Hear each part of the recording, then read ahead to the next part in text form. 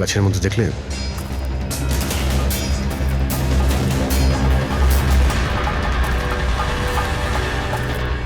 ছোট্ট ক্যামেরা, মানে আমরা সঠিক জায়গাতেই এসেছি। এটাই সেই জায়গা যেখানে ওই ফিল্ম বানানো হচ্ছে। ক্যামেরা উপরেও আছে, ওইদিকে প্যান করা আছে।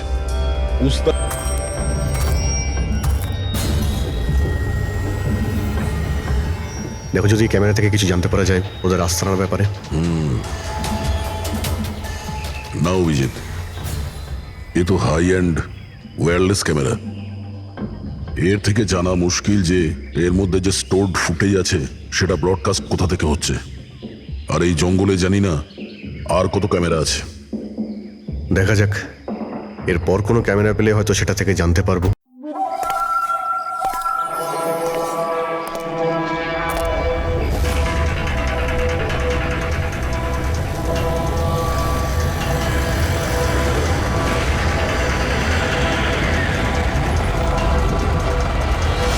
ও ভাই, গাড়িটা আগে নাও।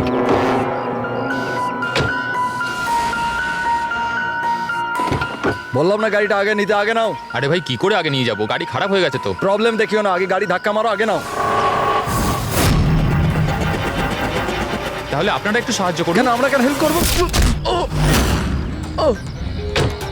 তাড়াতাড়ি। এই লোকটাকে আমি চিনি স্যার, তার মানে আমাদের ইনফরমেশন একদম সত্যি। তার মানে ওই রুট নামের কম্পিউটার হ্যাকার এখানেই থাকে। আর ওই রুট নিশ্চয়ই কোনো ভয়ঙ্কর প্ল্যানিং করছে স্যার। যাই হয়ে যাক, ওকে জীবিত ধরতে হবে, এটা জানার জন্য যে ওর মিশনটা কি। আর এই মিশনে তোমাদের দুজন সাইবার কপকেও কাজে লাগবে। তুমি ইয়েস স্যার। এই বাইরে গেটে দাঁড়িয়ে থাকবে। Okay sir. নজর রাখবে। চলো।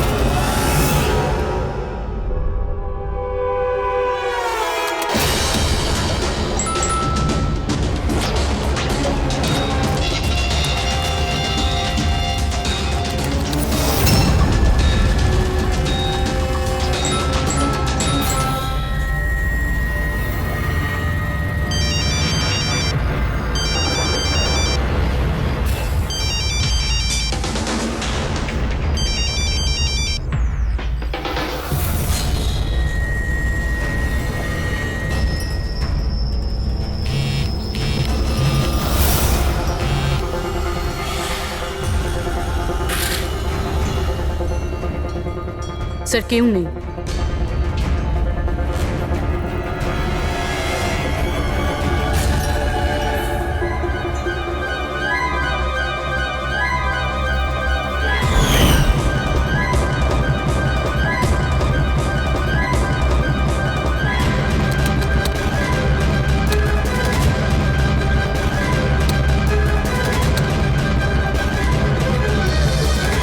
হ্যাঁ ফ্রেডি। স্যার, সব জায়গা খুঁজে নিয়েছি, কেউ কোথাও নেই। খবর তো ভুল হবে না, এখানেই কোথাও হতে হবে। ঠিক আছে, দেখি।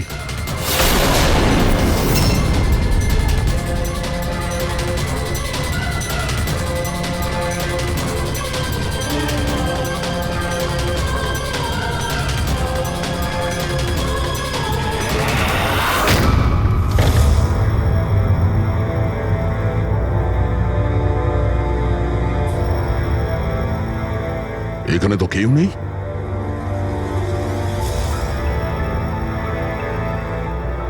চেয়ার এখনো গরম আছে, মনে হচ্ছে এইমাত্র এখানে কেউ ছিল। তাহলে স্যার সময় মতো পালালো কিভাবে? স্যার, আমরা তো বাংলোটার চারদিক থেকে ঢুকলাম, কাউকে তো এখান থেকে বেরোতে দেখিনি। স্যার, হ্যাঁ স্যার, এই মনিটরটা দেখুন, এটা তো বাড়ির আশেপাশের ফুটেজ। ও আমাদের দেখে পালিয়ে যায়নি তো? হতে পারে, ও খুব একটা দূরে যায়নি। একটু এই জায়গাটাকে ভালো করে চেক করো। আর পুরবি, এই কম্পিউটারটা চেক করো, দেখো কি পাওয়া যায়। ততক্ষণ আমি গেটে গিয়ে দেখছি।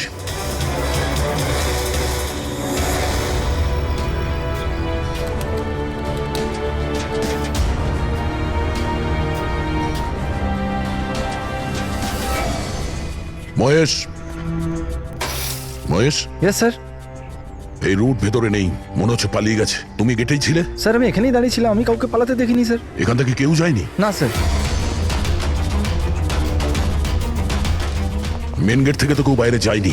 বুঝতেই পারছি না এই রুট কোথা দিয়ে চলে গেল। স্যার বাইরে পিছনের দিক দিয়ে একটা গেট আছে, মনে হয় ওখান থেকেই পালিয়েছে।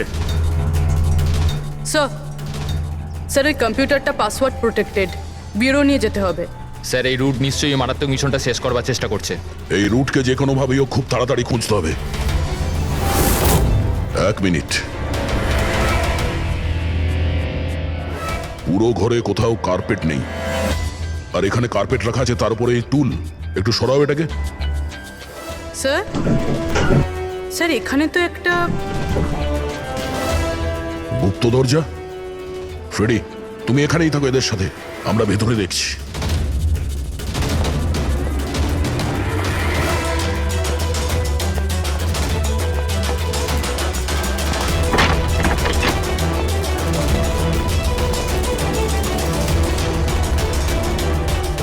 এই, দেখো, তোমার যা বলার আছে তুমি তো এখনই বলে ফেলতে পারো। আমার কিছু বলার নেই, যা কিছু বলার আমার উকিল বলবে। স্যার স্যার আমরা এই রুটের কম্পিউটার সিস্টেম অ্যাক্সেস করে নিয়েছি, আর এনক্রিপশনটাও সফল হয়েছে। জানতে পারলে কিছু? হ্যাঁ স্যার। স্যার এই গত কয়েকদিনে ইন্টারনেটে ভয়ানক কিছু ভিডিও পোস্ট করেছে স্যার। ডার্ক ওয়েবে স্যার। অ্যাকচুয়ালি ডার্ক ওয়েব ইন্টারনেটের এমন একটা কালো জায়গা স্যার, যেখানে সব অপরাধী নিজেদের সমস্ত বেআইনি কাজগুলোকে টেকনোলজির মাধ্যমে সফল করার চেষ্টা করে। যেমন অস্ত্র লেনদেন, কিডনি চুরি, অথবা কাউকে মারার সুপারি। স্যার এমন কোনো কাজ নেই যেটা এই সাইটে হয় না। একটা কথা বুঝতে পারছি না, যখন সবাই সবকিছু জানে, সবকিছু এত খোলাখুলি হয়, তাহলে এটা আটকানোর জন্য আমরা চেষ্টা করি না কেন? স্যার এটা এত সোজা নয়। অ্যাকচুয়ালি এই সাইটে ঢোকার জন্য আমরা একটা কম্পিউটার সফটওয়্যার চাই, যেটা বাছা গোছা হাই প্রোফাইল অপরাধীদের কাছেই আছে। যেমন এই রুট। Yes sir.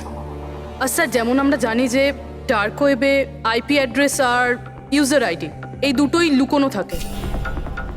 দেখাও তো কোন ভিডিও পোস্ট করেছে এই রুট।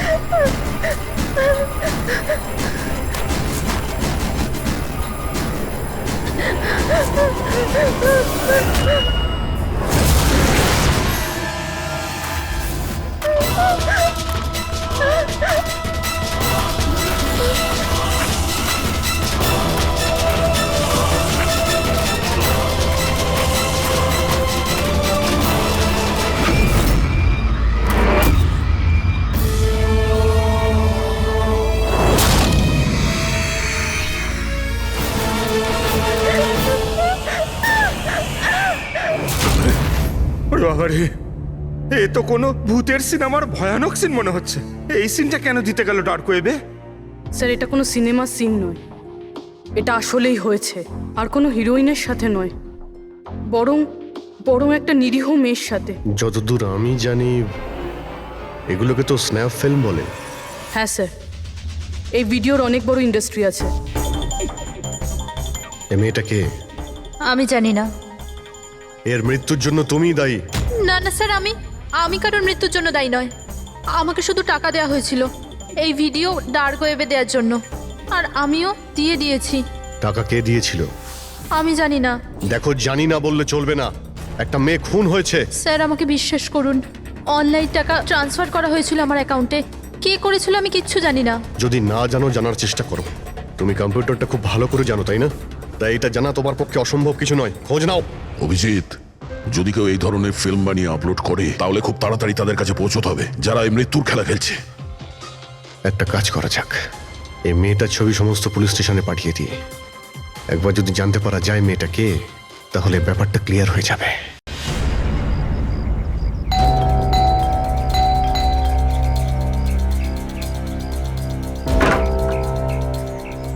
আগে বলুন, কাকে চাইছেন আপনারা? এটা রিয়ার বাড়ি না? হ্যাঁ, আমি ওর বাবা। আসুন। আসলে আমরা সিআইডি থেকে আসছি। আপনার জন্য একটা বাজে খবর আছে। আপনার মেয়ে রিয়া আর এই পৃথিবীতে নেই। হ্যাঁ জানি, কিন্তু ওর মৃত্যুর 10 দিন পরে আপনারা কেন বলতে এসছেন এসব?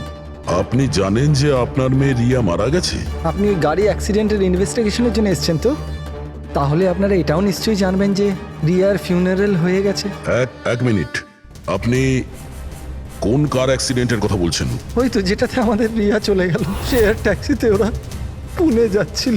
না না, রিয়ার মৃত্যু কার অ্যাক্সিডেন্টে হয়নি। এটা কি বলছেন আপনি? এক মিনিট, এটাই রিয়া তো? হ্যাঁ, এই তো রিয়াই তো। অ্যাক্সিডেন্টের দিন ও তো এই জামা কাপড়ই পরেছিল। এক মিনিট, মনে হচ্ছে কোনো কনফিউশন আছে। আপনি একটু বলুন যে আপনার মেয়ে রিয়ার কার অ্যাক্সিডেন্ট কিভাবে হয়েছিল? শেয়ার ট্যাক্সি করেও পুনে যাচ্ছিল, আরও 7 জন ছিল ওর সাথে। তারপর রাস্তাতেই ওদের গাড়িটার ভয়ঙ্কর অ্যাক্সিডেন্ট হয়ে যায়। পুরো গাড়িটাই ভয়ঙ্কর আগুনে পুড়ে যায়। মৃত ব্যক্তিদের তো মুখটাও ভালো করে চেনা যাচ্ছিল না। তাহলে আপনারা রিয়াকে কি করে চিনলেন? ওর জিনিসপত্র দেখে আমরা ওকে চিনতে পেরেছিলাম। আপনারা এটা বললেন না যে এই ছবি কবেকার? আসলে আমরাও জানি না যে এই ফটোটা কতদিনের, কিন্তু জানলেই আমরা আপনাদেরকে বলে দেবো। মনে হচ্ছে রিয়ার এই অ্যাক্সিডেন্ট দেখানোর জন্য করা হয়েছিল, ওর মৃত্যুর আসল কারণটা লুকানোর জন্য। স্যার, যদি রিয়ার কার অ্যাক্সিডেন্টটা একটা সাজানো ঘটনাই হয়, তাহলে বাকি যে 7 জন ওর সাথে গাড়িতে ছিল তারাও আবার রিয়ার মতোই মারা যায়নি তো? হতে পারে, ওদের ফ্যামিলির সঙ্গে কথা বলতে হবে। আমাদের ভাগ্য ভালো যে 7 জন অ্যাক্সিডেন্টে মারা গিয়েছিল তাদের মধ্যে একজনের শেষকৃত্য এখনো হয়নি। দেখা যাক ডক্টর সালুকে এই লাশ থেকে কি প্রমাণ বার করতে পারে। কিন্তু লাশটা এত বাজেভাবে জ্বলে গেছে যে মুখটা চেনা মুশকিল হবে। তোমাদের সন্দেহ একদম ঠিক। এ লাশ টনির নয়। মনেই হচ্ছিল স্যার আমাদের, কিন্তু এ কে জানতে পারলেন কিছু? না, এখনো তো জানা যায়নি লাশটা কার, কিন্তু এটা জানা গেছে এই লোকটাকে কি করে মারা হয়েছে। আমি এই বডিটা স্ক্যান করেছি, তখন জানতে পেরেছি যে এর পেটে ছুরির গভীর ক্ষত আছে। ছুরি দিয়ে? হ্যাঁ, ছুরির। আর আমার মনে হচ্ছে যে ওই ছুরির আঘাতেই এর মৃত্যু হয়েছে। মানে একজনকে ছুরি দিয়ে খুন করা হয় আর তাকে টনি বলে এদের মধ্যে ঢুকিয়ে দেওয়া হয়েছে। ওই গ্যাং আসলে কি করতে চাইছে? আর এই লোকটার মৃত্যু 3 সপ্তাহ আগে হয়েছে। ও, এই কার অ্যাক্সিডেন্ট হয়েছে 10 দিন আগে? সেটাই তো। তার মানে কারটা যখন পোড়ানো হয়েছিল তার আগেই এই লোকটার মৃত্যু হয়েছিল। 3 সপ্তাহ ধরেও লাশটাকে রেখে দিয়েছিল যাতে ওই গ্যাং এই ভয়ানক খেলাটা খেলতে পারে। আচ্ছা দয়া, আমরা একটা কাজ করি, যেখানে অ্যাক্সিডেন্ট হয়েছিল আমরা সেখানে যাই আর খোঁজ নিয়ে দেখি এক্স্যাক্টলি কি হয়েছিল ওখানে। আমি তো মজা করে গাড়ি চালাচ্ছিলাম স্যার, আর রেডিওতে গান শুনছিলাম। তখনই হঠাৎ আমি জোরে একটা আওয়াজ শুনলাম। আমি সঙ্গে সঙ্গে আমার গাড়ি থেকে বেরোলাম আর দেখলাম যে আমার সামনের একটা গাড়িতে দাউ দাউ করে আগুন জ্বলছে। আমি বুঝতে পারছিলাম না যে আমি কি করব।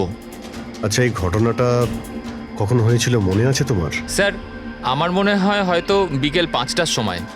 হ্যাঁ, এটা কি করে হতে পারে? স্যার, এক সেকেন্ড। স্যার, এই টোল ট্যাক্সের ফুটেজটা দেখুন। এখানে তো গাড়ি 3:30টার সময় ক্রস করেছিল, তাহলে এই জায়গাটা ওখান থেকে 20 কিলোমিটার দূরে স্যার। কিন্তু 20 কিলোমিটার রাস্তা অতিক্রম করতে 1.5 ঘন্টা তো লাগার কথা নয়। আর রাস্তাতে কোনো ধাবা বা হোটেলও নেই যেখানে কিছু খাবার জন্য নেমেছিল ওরা। এক্স্যাক্টলি, ঠিক মতো হলে গাড়ি এখানে 4টের সময় পৌঁছে যাওয়ার কথা, কিন্তু এখানে অ্যাক্সিডেন্ট হয়েছে 5টার সময়। তার মানে এই অপরাধ এই 1 ঘন্টার মধ্যেই হয়েছে। মানে গাড়িটাকে ওই সময় কোথাও নিয়ে যাওয়া হয়েছিল আর ওদের সবাইকে নামিয়ে গাড়ির মধ্যে 7টা লাশ রেখে দেওয়া হয়েছিল। আর তারপর গাড়িটা এখানে এনে ব্লাস্ট করিয়ে দেওয়া হয়েছে। এটা একটা প্ল্যান ছিল। স্যার, স্যার আমার মনে হয় ওদেরকে সেখানেই নিয়ে গেছে যেখানে ওই রিয়াকে নিয়ে গেছিল স্নাফ ফিল্ম বানানোর জন্য। জায়গাটা আমাদের খুব তাড়াতাড়ি খুঁজতে হবে। পূরবী SMS পাঠিয়েছে, কোনো গাছের ছবি। হ্যাঁ পূরবী, স্যার, আমি যে গাছটার ছবি পাঠিয়েছি আপনাকে, এটাকে মোরিঙ্গা অ্যালোফেরিয়া বলে স্যার। হ্যাঁ স্যার, ঠিক এইরকম গাছই রিয়ার ফুটেজেও ছিল স্যার। এই দেখুন স্যার, ওই ফুটেজেরই একটা স্ক্রিনশট পাঠাচ্ছি। স্যার, এই গাছটা মহারাষ্ট্রের 2টো জঙ্গলে পাওয়া যায়। এটা তো এক্স্যাক্টলি ওই রকমই গাছ। মহারাষ্ট্রের 2টো জঙ্গলে? কোন কোন জঙ্গলে? স্যার, একটা জঙ্গল যেটা নাসিকের কাছেই, আর দ্বিতীয় জঙ্গলটা যেখানে অ্যাক্সিডেন্ট হয়েছে সেখান থেকে 1 ঘন্টার দূরত্বে। আর ওই জঙ্গলটার নাম হলো প্রিফিক্স ফরেস্ট। নিশ্চয়ই এর মৃত্যুর খেলাটা প্রিফেক্ট জঙ্গলেই হয়েছে। তবে প্রিফিক্স ফরেস্ট তো একটা বড় জঙ্গল, ওখানে খোঁজা তো অত সহজ নয়। ফরেস্ট অফিসারদের সাহায্য নিতে হবে।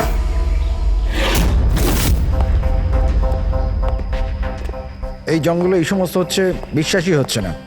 আপনাদের ইনফরমেশন কি একেবারে সত্যি অফিসার? দেখুন, আমরা শিওর না হলে তো এখানে আসতামই না, তাই না? আচ্ছা, আপনি বলুন যে কয়েকদিনের মধ্যে এরকম কোনো ঘটনা আপনারা দেখেছিলেন বা শুনেছিলেন? জঙ্গলের মধ্যে কিছু হয়েছিল? একদম নয়। আর এরকম কিছু হলে আমাদের নিশ্চয়ই চোখে পড়তো সেগুলো। ঠিক আছে, কোনো ব্যাপার না। যাই হোক, নিজেদের নিশ্চিন্ত হওয়ার জন্য আমরা একবার জঙ্গলে যাব। স্যার, এমনিতে স্যার আপনারা কি পুরো জঙ্গলটা দেখতে চাইবেন? কারণ অনেক বড় এই জঙ্গলটা, এতে অনেকটা সময় লাগতে পারে। না না, আমরা পুরো জঙ্গলটা দেখতে চাই না। আমাদের জঙ্গলে সেই জায়গাতে নিয়ে চলুন যেখানে কেউ যাতায়াত করে না, কারণ প্রায় এই ধরনের জায়গাতেই অপরাধীরা অপরাধ করে। Okay officer. বিনোদ, মেঘনা, এনাদেরকে ওই জঙ্গলের ওই অংশগুলো দেখানোর দায়িত্ব তোমাদের, ঠিক আছে? হ্যাঁ sir. Yes sir. Sir, 1 second. Sir, এটা দেখুন, এটা হচ্ছে জঙ্গলের সবচেয়ে ঘন এবং নিস্তব্ধ জায়গা। আমার মনে হয় আমাদের এখান থেকেই শুরু করা দরকার। ঠিক আছে, দেখি।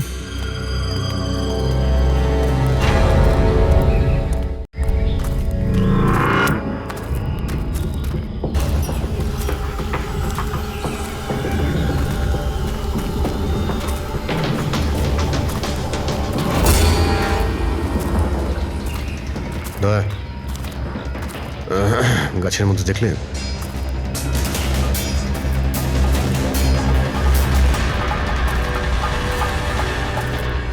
ছোট্ট ক্যামেরা। মানে আমরা সঠিক জায়গাতেই এসেছি। এটাই সেই জায়গা যেখানে ওই ফিল্ম বানানো হচ্ছে। ক্যামেরা উপরেও আছে, ওইদিকে প্যান করা আছে।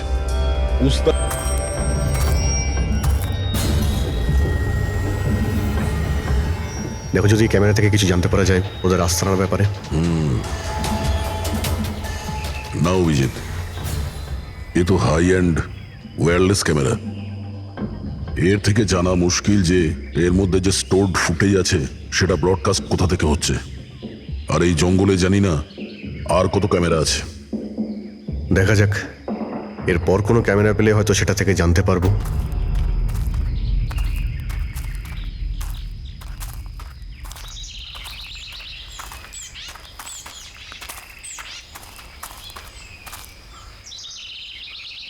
স্যার, স্যার এই চিহ্ন দেখুন। আমার মনে হচ্ছে আমাদের আগে এখানে কেউ এসেছিল। তার মানে আমরা সঠিক পথেই যাচ্ছি।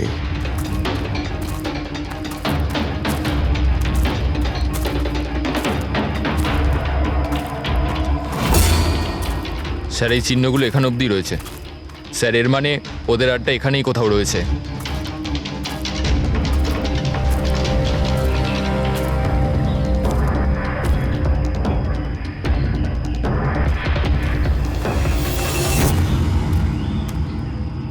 স্যার স্যার তাড়াতাড়ি আসুন। এই এক মিনিট স্যার, এক সেকেন্ড। ভয় পেও না, আমরা সিআইডি অফিসার্স। ওঠো। উঠে এসো। ওঠো। স্যার আপনারা সিআইডির লোক, আমাকে বাঁচান স্যার।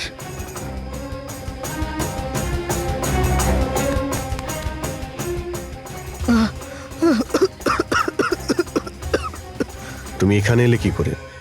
স্যার আমি জঙ্গল থেকে বেরোনোর রাস্তা পাচ্ছি না স্যার, ওই কুড়িটা এক এক করে সবাইকে মেরে দিয়েছে। তোমরা এখানে এলে কি করে? স্যার আমরা শেয়ার ট্যাক্সিতে উঠে পুনে যাচ্ছিলাম, আর আমাদের গাড়ি হঠাৎ করে পাংচার হয়ে গেল, গাড়ি থেমে গেল। রাস্তাতে আগে থেকে কেউ পেরেকার কাঁচের টুকরো রেখে দিয়েছিল স্যার। তারপর কিছু লোক এলো যাদের মুখোশ দিয়ে ঢাকা ছিল। আমরা কিছু করে ওঠার আগেই ওরা আমাদের ঘুমের ইঞ্জেকশন দিয়ে দিল। আর যখন আমার জ্ঞান এলো তখন আমি এই ঘন জঙ্গলে ছিলাম স্যার। স্যার আমি জানি এই জঙ্গলে খিদে তৃষ্ণা নিয়ে কিভাবে ছিলাম, কখনো কাঠ খেয়েছি তো কখনো গাছের পাতা। যখনই কারোর চিৎকারের আওয়াজ পেতাম বুঝে যেতাম কেউ মারা গেছে। তার মানে এখানে সব জায়গাতেই ক্যামেরা লাগানো আছে। তোমার ভাগ্য ভালো যে তুমি ওদের হাত থেকে বেঁচে গেছো। স্যার এই কারণে ধরতে পারিনি যে ওরা আমার জামার বোতামে একটা ক্যামেরা লাগিয়ে দিয়েছিল, আর আমি ওই বোতামটা ভেঙে ফেলে দিয়েছিলাম। হয়তো সেই কারণেই আমাকে ওরা ধরতে পারেনি। তুমি বলতে পারবে যে বাকি লোকেদের মধ্যে কতজন জীবিত আছে এখন? জানি না স্যার, কিন্তু কাল রাতে যখন আমি গাছে বসেছিলাম তখন কারোর চিৎকারের আওয়াজ পেয়েছিলাম। জানি না ওকে আহত করেছে নাকি প্রাণে মেরে দিয়েছে। কোন দিক থেকে চিৎকারটা শুনতে পেয়েছিলে তোমার মনে আছে কিছু? আমি তো এদিকের গাছে, হয়তো ওদিক থেকে এসেছিল স্যার।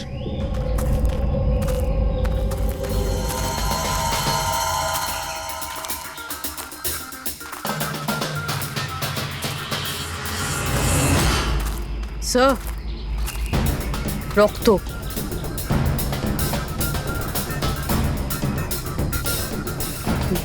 স্যার এখানেও আছে। মানে ওদের মধ্যে আহত কেউ এই দিকেই গিয়েছে।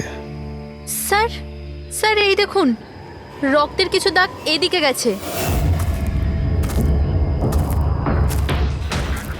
এইদিকেও রক্তের চিহ্ন রয়েছে আর এইদিকেও রয়েছে, দুদিকেই রয়েছে। দুদিকেই দেখতে হবে। পঙ্কজ, পূর্বী, তোমরা এই দিকটা যাও, আমরা এই দিকটা দেখছি। বিনোদ তুমি ওদের সঙ্গে যাও। আর হ্যাঁ, প্রত্যেক আধ ঘন্টা অন্তর আপডেট দেবে। হ্যাঁ, আপনি আসুন।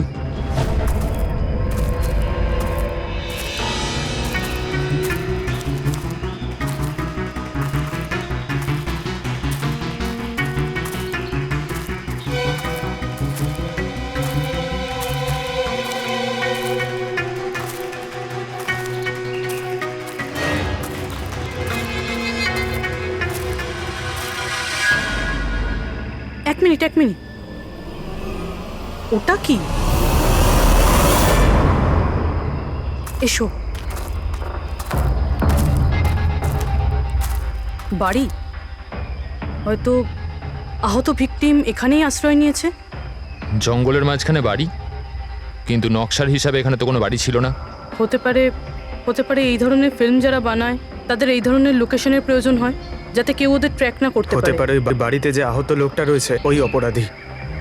হতে পারে পঙ্কজ। আর এটাও হতে পারে যে সামনে আরও ক্যামেরা লাগানো রয়েছে। চোখ কান খুলে রেখো।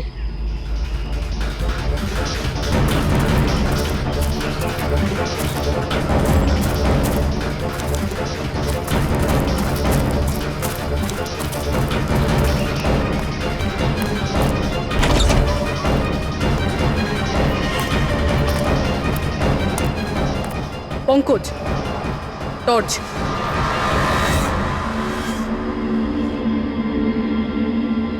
এই বাড়িটা তো একদম ভয়ানক ফিল্মের সেটের মতন দেখতে। এই দেখো, ওই আহত ভিকটিমকে এখানেই নিয়ে আসা হয়েছে। ওই আওয়াজটা শুনলে? ভিতর থেকে আসছে।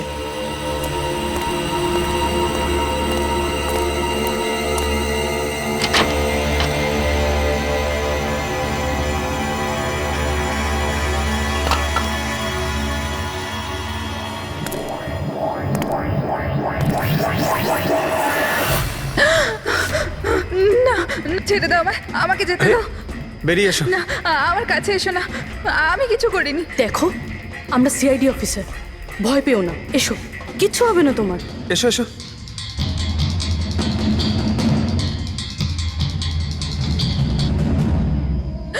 ও এখানেই আছে, ও ও ও ও এখানেই আছে। আরে পুরবি, এই লাইট কোথা থেকে আসছে? পঙ্কজ, পঙ্কজ, আমি কিছু দেখতে পাচ্ছি না পঙ্কজ। আরে Pankaj sir, Purabi ma'am, Pankaj sir.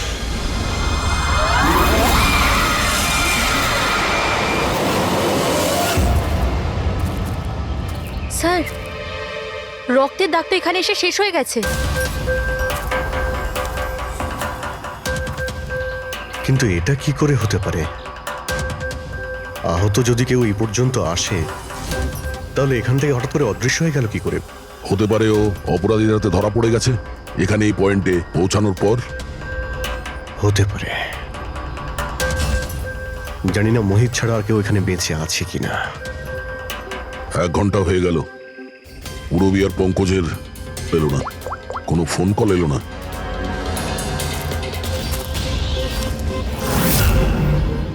Purabi phone তুলছে না। হ্যাঁ পঙ্কজ, দেখছি। পঙ্কজও ফোন তুলছে না।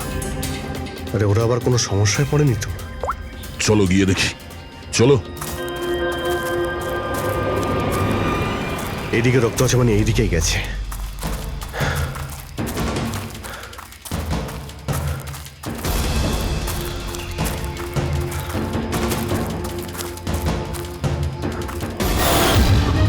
এই ঘরের ভেতর হতে পারে কেউ আছে, আমি ভেতরে গিয়ে দেখছি। ঠিক আছে, ততক্ষণ আমি এই বাইরেটা দেখি।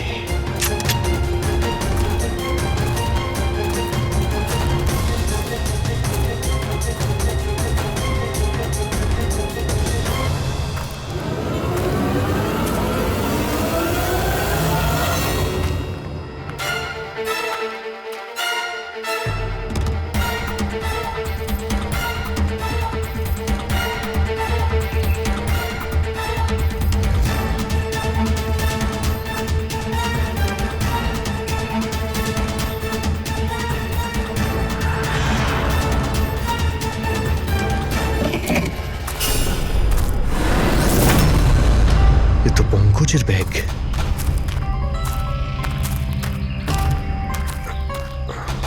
পঙ্কজ,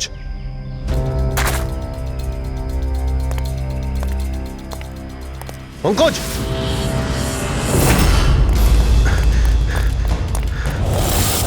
পঙ্কজ, পঙ্কজ, পঙ্কজ, কেমন আছো? ওঠো, ওঠো, স্যার, ওঠো। কি হয়েছিল? হ্যাঁ স্যার ওইদিকে ওই বাড়িটায় গেছিলাম স্যার, ওখানে একটা মেয়ে ছিল স্যার। হ্যাঁ। ওর সঙ্গে কথা বলছিলাম স্যার, আর হঠাৎ করে কোথা থেকে এত আলো চলে এলো যে কিছু দেখতে পাচ্ছিলাম না, কিছু বুঝতে পারছিলাম না। ওই বাড়িটা থেকে যেন তেন প্রকারে বেরোলাম, তারপর এখানে এসে হয়তো পড়ে গেছিলাম। আর কিছু মনে নেই স্যার, আমার মাথা ঘুরছে। আর পুরবী, বিনোদ, ওরা কোথায়? স্যার ওরা জানি না স্যার, ওরা ভেতরে ছিল, বাইরে বেরিয়েছে কিনা জানি না। ও নো। কি হয়েছে তোমার? ও ঠিক আছে। পুরবী আর বিনোদকে পেলে? না, ঘরের ভেতরে তো কেউ নেই। ও গড, ওদের কিছু হয়ে যায়নি তো?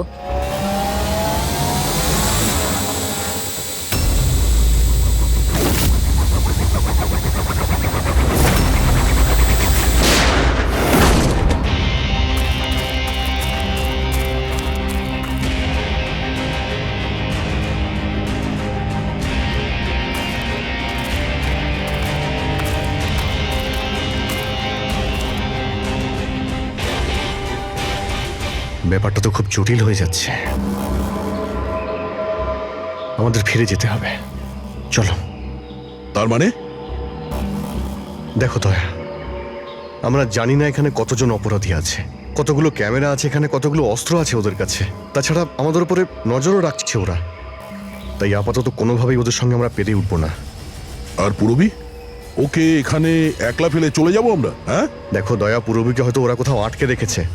পূরবীকে বাঁচাতে গেলে আমরা তো কেউই বাঁচবো না। অভিজিৎ কি হয়ে গেছে তোমার? কিছু মনে আছে সিআইডিতে আমাদের প্রথমে কি শেখানো হয়েছিল? এটাই কি সবার আগে নিজের বন্ধুকে পেছনে ফেলে এসো না, যদি বেঁচে থাকে কিংবা মরে যায়। আরে দয়া, সবকিছু রুল বুক অনুযায়ী করা যায় না। আমাদের এটাও শেখানো হয়েছিল প্রেজেন্স অফ মাইন্ডের ব্যবহার করতে। তাই এইরকম পরিস্থিতিতে আমাদের তো আই এম সরি, তোমার এই চিন্তা ভাবনায় আমি এগ্রি করছি না। আই এম সরি, তুমি যদি যেতে চাও চলে যাও। পূরবীকে ছাড়া আমি এই জঙ্গল থেকে বেরোতে পারবো না। দেখো দয়া, জেদ করো না। আমরা এটাও জানি না যে পূরবী বেঁচে আছে নাকি ও কোথায় আছে এখন। অভিজিৎ ও একজন সিআইডি অফিসার, এত সহজে হার মানবে নাও। বেচারি একাই লড়ছে ওই অপরাধীদের সঙ্গে। আর এখন যখন আমাদের সব থেকে প্রয়োজন ওর, আমরা পেছন ঘুরিয়ে চলে যাব। প্রয়োজনীয় এটাই যে যারা ওদের হাতে এখনো ধরা পড়েনি তাদেরকে আমরা যেন বাঁচাতে পারি, ব্যাস। দেখো দয়া, তুমি পূরবীর কথা বাদ দাও আর এখন চলো আমার সঙ্গে। আমরা পরে আবার প্ল্যান করে এখানে ফিরে আসবো, এখন চলো। এর হলোটা কি? এই ধরনের বিহেভ করছে?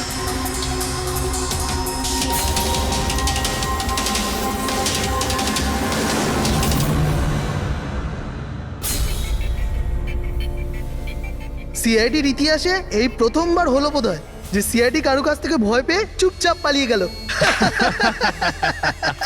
হ্যাঁ ডক্টর, পৌঁছে গেছেন আপনি? হ্যাঁ, ওই জাংশনেই থাকুন, আমরা আসছি ওখানে। আরে সালুঙ্কি স্যার, আপনি এখানে? আমি এখানে। আসুন স্যার। আরে আরে তোমার কি মনে হয়েছিল আমাদের অফিসার পূরবীকে জঙ্গলে রেখে আমরা এখান থেকে চলে যাবো? হ্যাঁ, তাহলে আপনারা দয়া স্যারের ঝগড়া? মিথ্যে ছিল। যখন অভিজিৎ ওখানে ক্যামেরা দেখলো তখন আমাকে ইশারা করেছিল। জানেন এখানে কতগুলো ড্রোন লাগিয়ে রেখেছে আমাদের উপর নজর রাখার জন্য। যে লোকটা ওই ক্যামেরা দিয়ে আমাদের উপর নজর রাখছিল, ওর চোখে ধুলো দেওয়ার প্রয়োজন ছিল, সেই কারণে। ওরা নিশ্চয়ই এখন ভাবছে যে আমরা জঙ্গল থেকে চলে গিয়েছি, তাই রিল্যাক্সও হয়ে যাবে। ওদের উপরে অ্যাটাক করার এটাই ভালো সুযোগ। অভিজিৎ, এই নাও, এইটা তুমি চেয়েছিলে। এটা আবার কি ডিভাইস স্যার? এটা হচ্ছে জ্যামার। আশেপাশে এই এরিয়ায় যত ক্যামেরা আছে সব জ্যাম হয়ে যাবে। আর ওরা আমাদের উপরে নজরও রাখতে পারবে না। আর এই ড্রোন, এই ড্রোনের মধ্যে যে ক্যামেরা লাগানো আছে ওর রেঞ্জ 7 কিলোমিটার মাত্র। কিন্তু ব্যাটারি তো শেষ হয়ে আসছে। তার মানে যদি আমরা এটাকে না ধরতাম তাহলে আবার ওদের আস্তানায় ফিরে যেত এটা ব্যাটারি চেঞ্জ করার জন্য। একটু আইপ্যাডটা বার করো, ম্যাপটা বার করো ওর থেকে। এই যে, এটাই হচ্ছে সেই জায়গা যেখানে আমরা ড্রোনটা পেয়েছিলাম। আর এর পাশেই ওই বাংলো। মনে হচ্ছে এটাই অপরাধীদের আস্তানা। তাহলে যাওয়া যাক, গিয়ে মুক্তি দিই পূরবী আর যারা বাকি বেঁচে আছে তাদের। চলো। না স্যার, আপনি মেঘনা আর মোহিত আপনারা এখানে থাকুন, আমরা যাচ্ছি।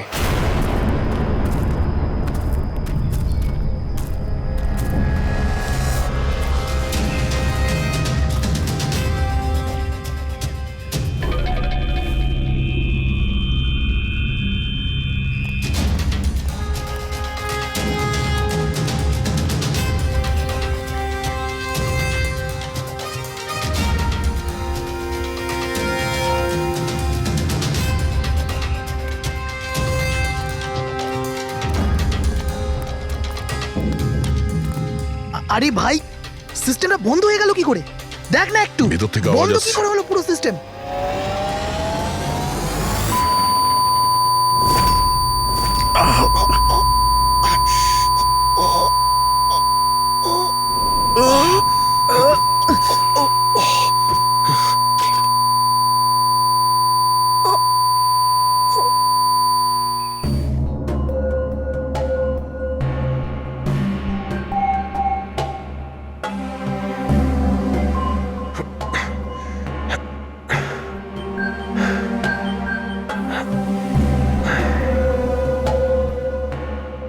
পঙ্কজ,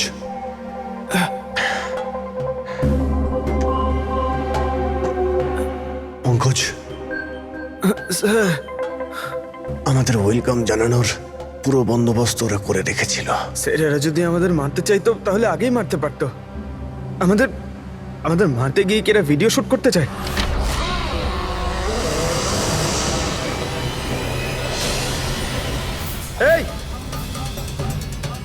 স্যার দাঁড়াও। স্যার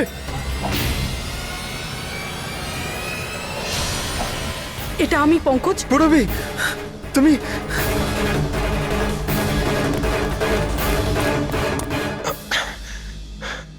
তুমি ঠিক আছো? হ্যাঁ স্যার।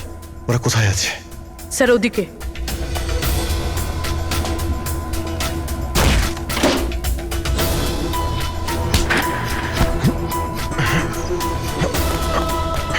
এই, এই,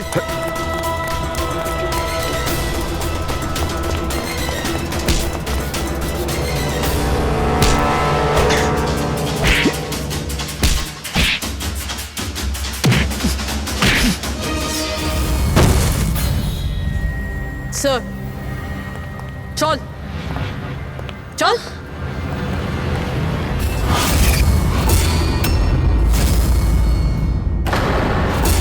মেঘনা তুমি?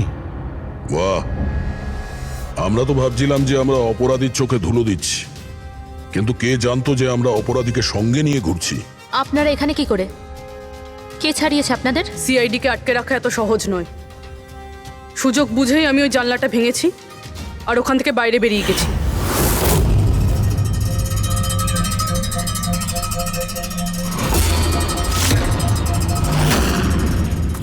তারপর আমি তাদেরই পিছু নিলাম যাদেরকে তুমি পাঠিয়েছিলে আমাকে খোঁজার জন্য। তারপরে আমি ওই ওই মুখোশ পরা লোকটাকে দেখলাম আর তারও পিছু নিলাম।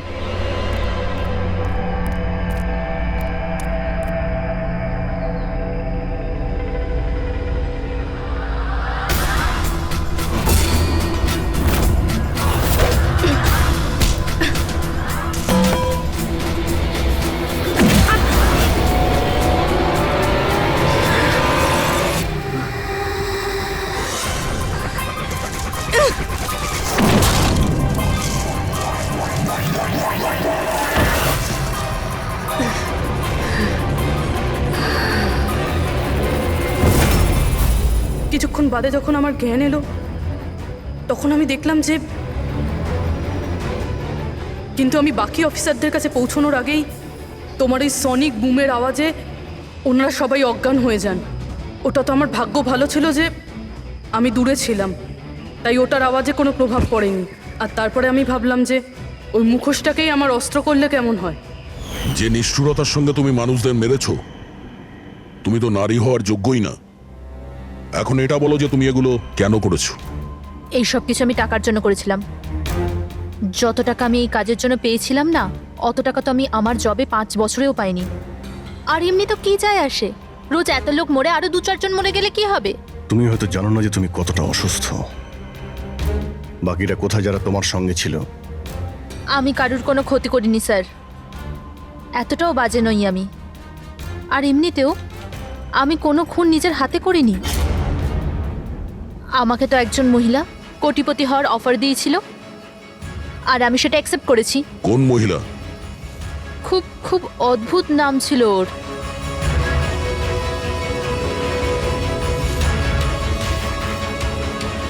রুট। রুট?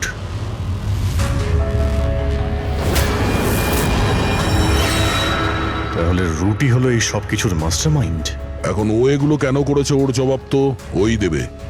আর তোমার কথা বলতে গেলে আইন তোমাকে কঠিন থেকে কঠিনতম সাজা দেবে।